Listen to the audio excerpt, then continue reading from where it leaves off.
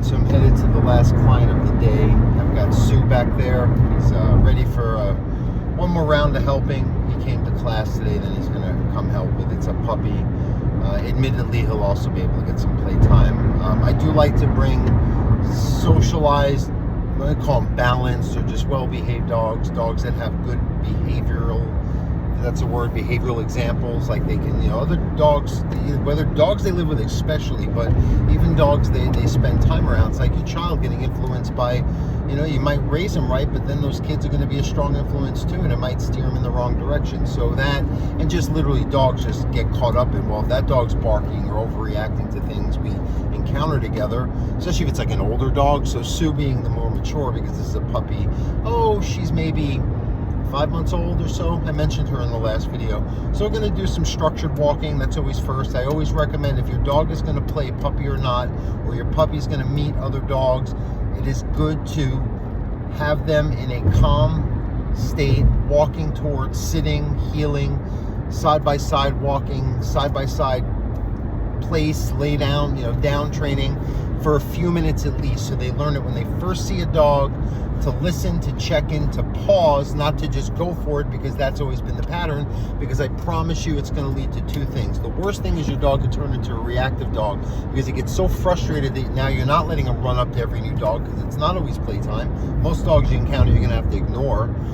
That's why I use commands, and again, just as the norm for puppies, or to fix or resolve reactivity that's already existing. And then also what happens is your dog is not going to listen once they are playing. So your dog is going to be caught up in the play. You're going to say, come, and say, wait a minute, we practiced this. Yes, I recommend, we did it in class today. The dogs are playing, romping around, and then you call them to come just while they're distracted. It really is teaching their brain how to snap into a command when it is very hard, because they're caught in there. It's like very hard to listen when they're playing with other dogs.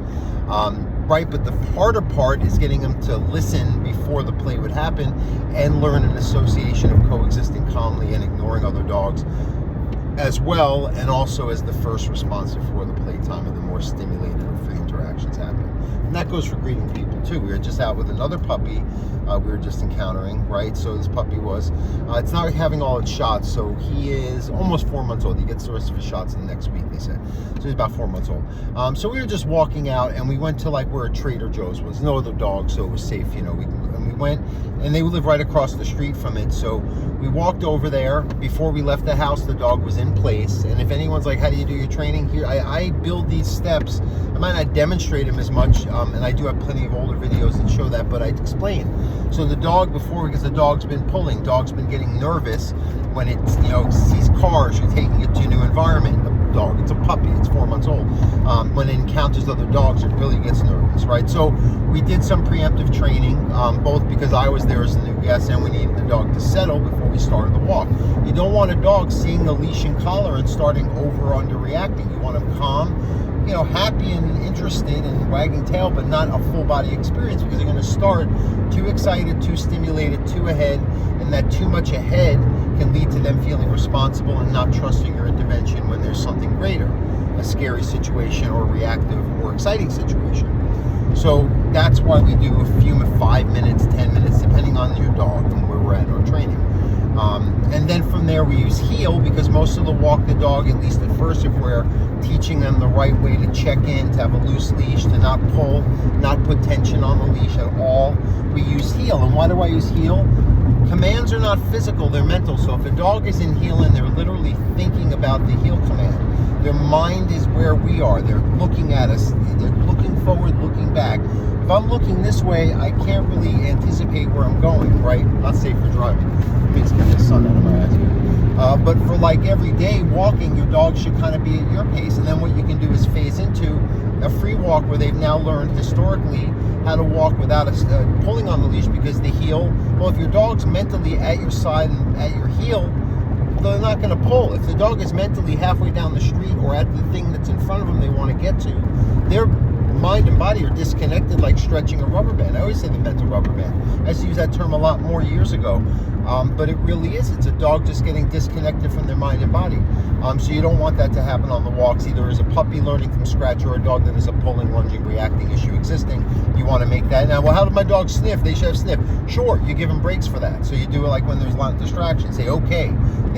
Still then you don't let them pull the leash. You just let them kind of roam, sniff, potty, and then you go back to healing, and that phases into more of that free time because they can handle a little freedom and sniffing on their terms. But usually the dogs I see are as puppies, they don't know what to do, or they would be reacting properly in the commands, the intervention, the preemptive game plan for the walks or anything else new, greetings, feedings, interactions throughout the house, out and in and out of the house. All important to use commands in my calm system of training to create this calmer association and a plan that a leadership would implement, and wanting order in their presence as you have shared experience or are moving together, as you want to call it, a pack, where your dog has a job that you're directing them through in a very meaningful way. It's not games. And they use principles of conditioning to create calmer association, consciousness, and that just creates the right behaviors. And again, you get that dog's ability when you're practicing recall and other obedience and just applied skills out in the world, public access and just coming when called, that when you ask the command, they do it like I say, it's like an app on the phone. You press the app and the button and it runs the program. That's what you're trying to get going when it's, especially with a puppy. Gosh, am I strict with my puppy clients because they should do it by the book. It's so important. So anyway, that's what we're going to do here. So we're going to do, again, I get outside, but it's all these points I want to make that are very, very, very valid. That if you just follow him, it works. Look at my dog's training. I do the same things. He's not anything special. He's just a Rottweiler. He wasn't bred, and he doesn't know I'm a dog trainer. I have to do the same work everyone else does. But yeah, so we're going to do that. Then we're going to do some free play time. I'm sure we're going to do some drills. With Sue, it depends on the environment. If it's appropriate, I might have him on an e-collar or off leash.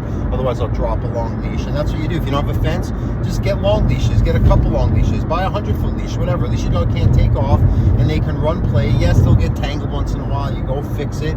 And then you just let them play, have some fun, blow off steam. And that's what I say. My dog, he likes it. He needs outlets, safe ways to play with other dogs that we can control it. That's why I don't like dog parks. That's why most trainers don't like dog parks.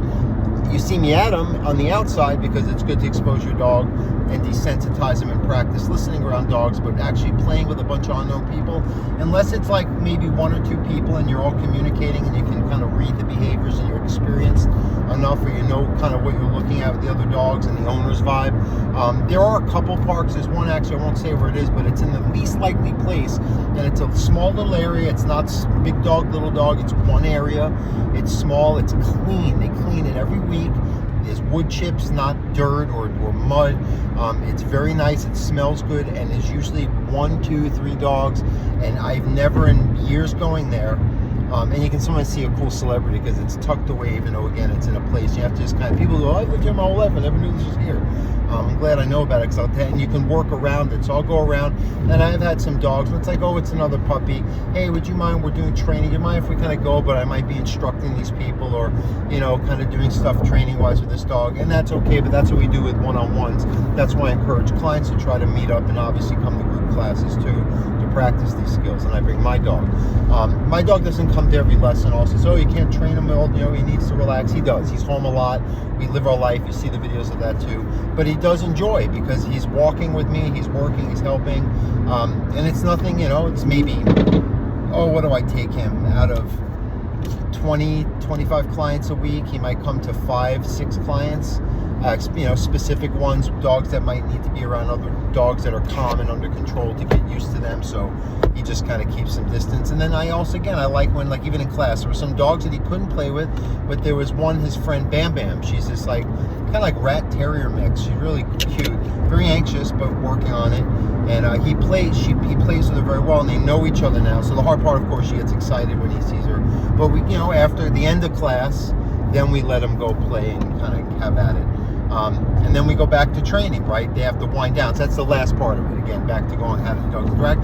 You do some of that, or intermittently you're going to be together for an hour, maybe after 20, 30 minutes. Then you go back to some training, some side-by-side drills, so you mix it up, keep it interesting, teach other skills. One dog stays in place, the other dog moves around, all those different variations. Proofing your commands. And then you kind of structure it kind of to wind down. Walking, kind of relax. I say at the end of my class, it's like a yoga class. Everything's calm and settled. It's like Shavasana. They're all laying calm, and then we take that energy back home with us. Okay, so I think that makes sense. I think I articulated it quite well.